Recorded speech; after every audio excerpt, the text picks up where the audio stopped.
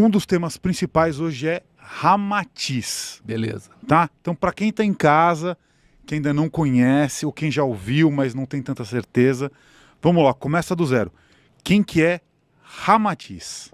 Bom, acredito que muita gente já conhece o espírito Ramatiz, e até já faço um parênteses aqui, como ele é um espírito que se apresentou inicialmente lá na infância do primeiro médium dele, que foi o Hercílio Mais, ele se apresentava com turbante. Eu já faço também uma pergunta paralela, se as pessoas que usam turbante têm alguma identificação com o Ramatiz, né? Eu acredito que não seja algo de se duvidar, claro. Eu acho que, né, nosso amigo aqui, o Guru, talvez tenha alguma ligação. Até porque, digamos assim, Ramatiz trafegou dentro de algumas vidas dele, lá pela região do Himalaia, Nepal, Indochina, Índia, né? Tem muita proximidade com o nosso amigo, né? Então acredito que isso é algo que, digamos, que a resposta não me cabe. Quando surgiu o primeiro relato desse espírito? Bom, digamos que Hercílio Mais, na infância, né, quando criança, ele recebeu um primeiro contato, visualizou, vislumbrou. O termo que ele usou, que Ramatiz se materializou na frente dele. Qual que é o nome do médium? Repete. Médium Hercílio Mais. Hercílio Mais. Isso. Tá bom. Uhum. É o médium mais conhecido, digamos, o mais prolífico em termos de produção. No sentido não assim... Que ano foi isso? Que é melhor. As primeiras mensagens que vieram foi no final da década de 40, né, que lançaram os primeiros opúsculos. Ainda não eram obras, né? Ramatiz ainda produzia de modo, vamos dizer assim... variado, ou seja, ele produzia um capítulo que futuramente ia ser a obra X, uma outra parte da obra Y, tu entende? Então ele ia produzindo. O Hercílio botava nos escaninhos lá. E até a particularidade, o Hercílio Mais, ele tinha uma psicografia que é chamada de psicodatilografia, né? Ele, de modo intuído, ele já ia datilografando na máquina os textos, né? Não era o lápis ou a caneta, né, da psicografia tradicional. Então, ali no final da década de 40, ele começa efetivamente ao trabalho mediúnico, a esse legado de escrita. Então vieram várias obras posteriores, em torno de 15 obras, e mais na frente outros médiuns vieram. O espírito Ramatiz, ele se apresentou desta forma, né? A proposta de trazer conhecimentos do Oriente, um certo intercâmbio entre Ocidente e Oriente, né? Ocidente no sentido assim das prédicas de Jesus, mas os conhecimentos iogas, enfim, orientais. Essa é a proposta, dizemos, vamos usar a palavra unificação, mas de harmonização, vamos usar um termo que eu acho que é bem apropriado. Segundo os médiuns de Ramatiz, ele teve outras vidas aqui na Terra. Como Ramatiz, ele foi a vida lá na Indochina, uma região ali que hoje é Laos, Camboja e Vietnã. E naquele tempo, ao século X, ele teve lá o seu templo, os seus discípulos, né? E apresentou uma proposta. A gente colocou ali na Terra, desculpa te interromper, só para o pessoal ver e ter uma ideia do que você está falando. Você falou do turbante. A imagem clássica de Ramatiz. Então, aí, ó, para vocês que estão perdidos, ó, ele falou da familiaridade com o Guru. Realmente, cara. Não dá pra negar. Só falta uma Cadê safira? a esmeralda? Esmeralda. Por favor, vocês donos de joalheria, eu colocaria aqui uma esmeralda facilmente.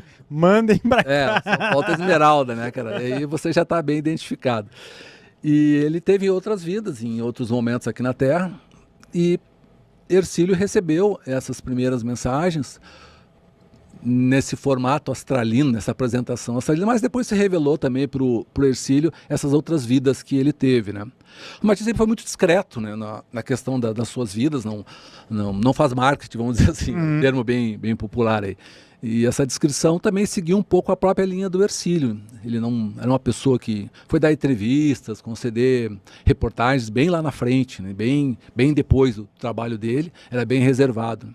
Isso até, como parênteses aí, aproveito, a gente reuniu uma série de conteúdos do legado de Hercílio, daquilo que se tem, né? Às vezes é difícil de conseguir, de revistas, de jornais, e temos hoje uma obrinha aí que é Recortes da Vida e da Obra de Hercílio Maes, recém-lançada. Então permite para quem queira conhecer esse médium, outra parte do trabalho dele, né, esses bons recortes, que tem diversas entrevistas, cartas, enfim, e isso permite você conhecer um pouco do trabalho dele, né? Evidentemente, aí é uma questão bem particular, o trabalho mediúnico é um trabalho importante, evidentemente que ele te coloca assim um pouco na vitrine, né? Ou seja, médium, tal, tem um pouco disso, né? Essa mítica aí do médium. Eu, particularmente, entendo que o trabalho maior do Hercílio é o trabalho que ele fez de modo assistencial. E isso se deu através da capacidade dele, teve bons anos que ele estudou medicina, enfim, depois se transformou num excelente radiestesista e também um dedicado estudante da homeopatia.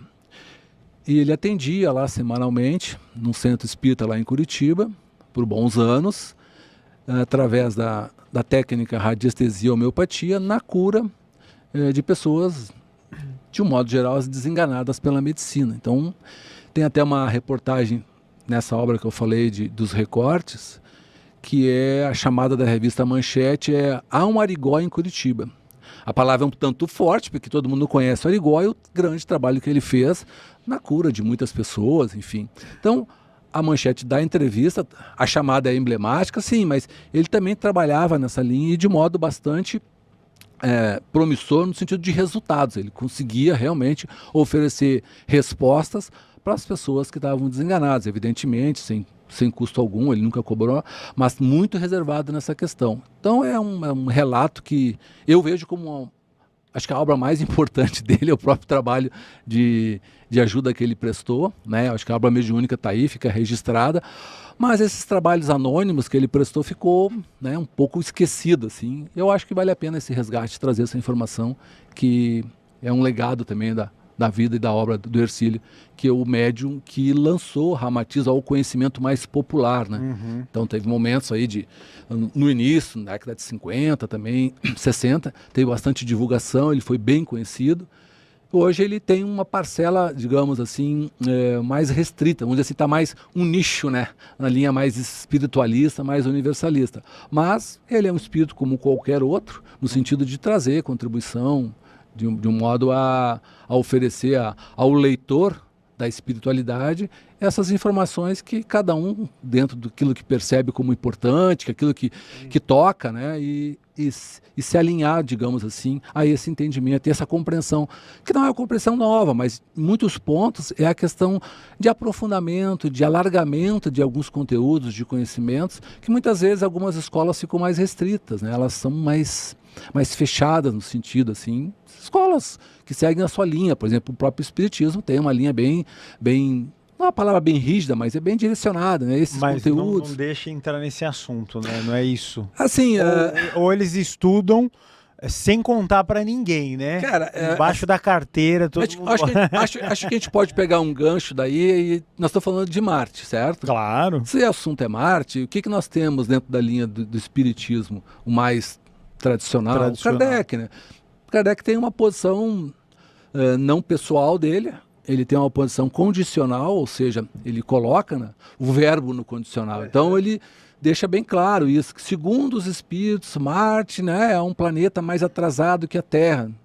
Certamente, mas como atrasado, se tu está falando em quarta dimensão, e em tese quarta dimensão é uma coisa mais evoluída, né? Melhor, né? Sim, de parte desse pressuposto. Bom, essa fonte é a fonte a qual Kardec se baseou.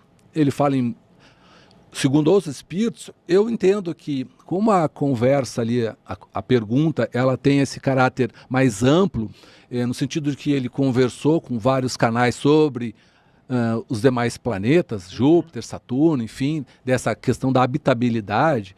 Então, e ele pega isso como elemento, né, para poder fazer uma análise mais genérica. Então, segundo os espíritos desses planetas. Mas não necessariamente que aí é o entendimento meu de que teve vários espíritos falando sobre Marte. Eu não tenho esse entendimento. A fonte que ele coloca para nós, que faz parte até do estudo aqui, e por isso eu também me dedico, é um espírito, tão somente, né? Ele deixa isso bem claro. Eu acho que a Revista Espírita de 1860 tem esses relatos ali.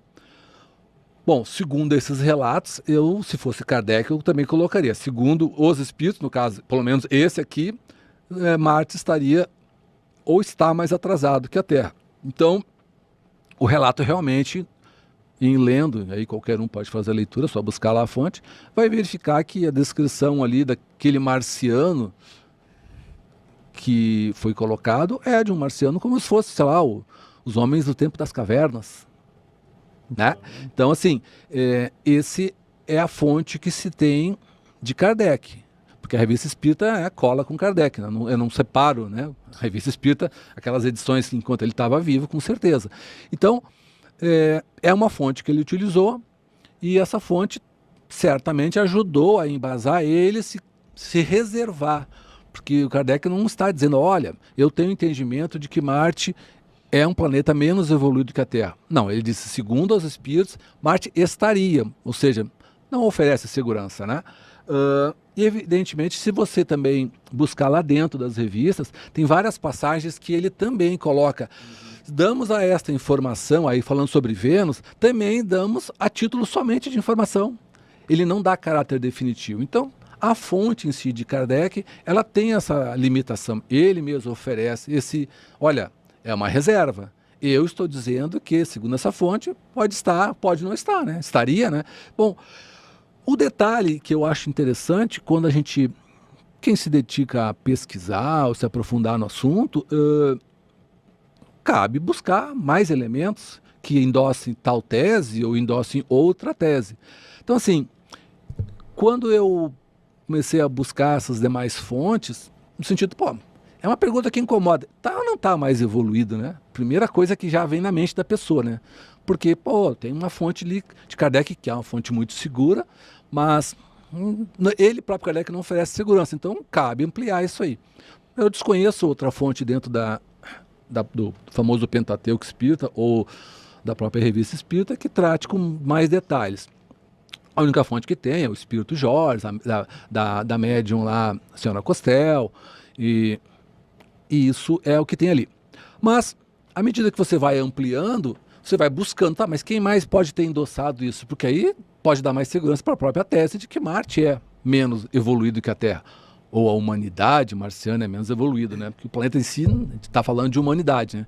Mas eu vou te falar com toda certeza e segurança e humildade em dizer, eu não encontrei, todos esses anos de pesquisa, nenhuma fonte espiritual que dissesse Marte é menos evoluído que a Terra. A humanidade marciana está atrás. A humanidade marciana é tipo, sei lá, os terráqueos no tempo das cavernas. Eu não tenho nenhuma fonte que trate disso. E paro pelo outro lado, de outro lado, sim, aí, por isso tem essa obra de pesquisa que te traz variados elementos que endossam essa tese, né? Eu falo a palavra tese porque eu não posso afirmar e dar certeza, porque quem tem que dar essa certeza é a ciência. Sim. A ciência que oferece elementos. Se a própria ciência, de tempos em tempos, já faz as alterações devidas em função que era verdade ou que não é verdade, não, é papel dela, né? Dar essas certezas mais seguras, né? Não digo... o que nós temos aqui, só para trazer um pouco para o lado científico da história, é que a NASA tem a Curiosity lá, né? Que ela vai pegando as coisas em Marte e vai falando as coisas que vocês veem aí nos canais comuns. Aqui a gente está falando outras coisas, né? Claro. Então a gente já teve até um episódio, acho que foi com o Petit falando sobre Marte, em que Marte era muito parecido com a Terra muitos milhões de anos atrás. Era azul, era um lugar que provavelmente poderia ter tido alguma vida e tal. E aqui o que a gente está falando, você trouxe uma referência ali do Allan Kardec falando que os espíritos falaram para ele que Marte seria mais atraente. Então, assim, para qualquer bom entendedor, sem fazer fé em religião, parece uma fonte totalmente insegura, né? Não dá para cravar que isso é uma coisa e fim. Assim, são assuntos aqui do pod, né? Tem a questão do paradigma espírita, eu posso depois conversar sobre isso. Mas, assim, essa questão da casuística ufológica, a gente também trata alguma coisa. Eu não tenho objetivo aqui em aprofundar a casuística ufológica, porque isso tem um Petit da vida, que tem muita propriedade, trabalha nisso há muitos anos. Claro. É uma pessoa conhecida, renomada, enfim, tem o seu trabalho. como eu comecei, eu não tenho aqui a pretensão de trazer a verdade em conteste, mas eu trago a visão mais espiritualista sobre isso. Exato. Né? E isso é um direito de também sentar à mesa de dar o seu pitaco, vamos dizer assim. Né? Não é a pretensão de trazer uma verdade absoluta que aí não me viu, como diz. Mas assim, entrando nesse aspecto, não seria bastante peculiar se daqui a um pouco o trabalho dessa ufologia que a gente já conhece aí, começa, opa, mas foi visto uma nave em Marte?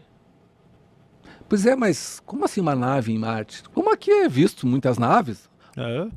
É o ápice, né? O termo que estão usando é o ápice. É né? o ápice. Não pode, né? OVNI, isso aí eu acho que ficou para trás, né? Então, essas anomalias aí, voadoras, essas podem ser vistas em Marte. Eu estou dizendo que podem ser vistas. Por que podem ser vistas em Marte? Podem ser registradas em Marte. Porque se eu estou dizendo que se alguém, e aí eu vou usar o alguém no sentido mais abrangente, um marciano ou qualquer outro, digamos,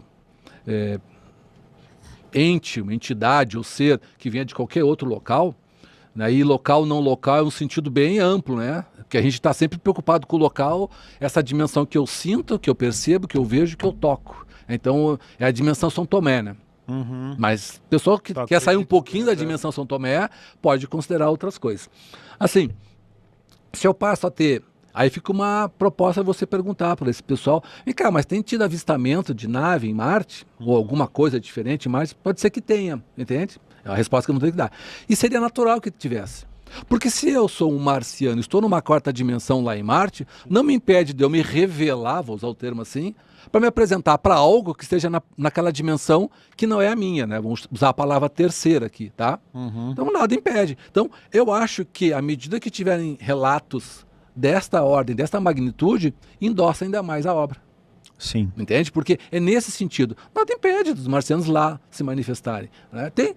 Tem coisas peculiares lá, coisas que a ufologia já explorou muito, aquela sonda russa que tentou ir em Phobos lá e foi fotografada uma sombra em Marte de um troço de quilômetros, sei lá, 30 quilômetros, enfim. Isso é um assunto antigo. Tem aqui na obra sobre esse assunto também, algumas coisas que eu trago, né, da casuística ufológica. Mas como elemento que se soma a essa questão aí, que não dá para falar de Marte de um modo amplo. Se para falar sobre quarta dimensão já rendeu isso tudo, né? Então a gente tenta reduzir, vamos focar. O verbo mais comum, irônico, é vamos nichar o negócio. Nichar. Né? Deixa eu